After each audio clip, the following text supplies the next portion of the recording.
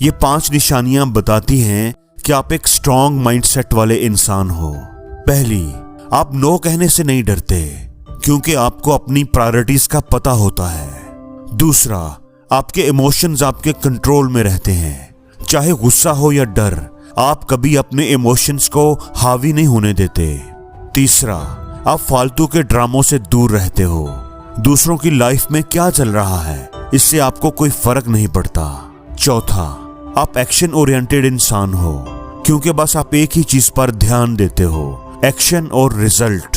पांचवा, आप लोगों को इम्प्रेस करने में टाइम बर्बाद नहीं करते क्योंकि आपको फर्क ही नहीं पड़ता कि लोग आपके बारे में क्या सोच रहे हैं। आपका फोकस सिर्फ अपनी ग्रोथ पर होता है, ना कि लोगों को इम्प्रेस करने पर।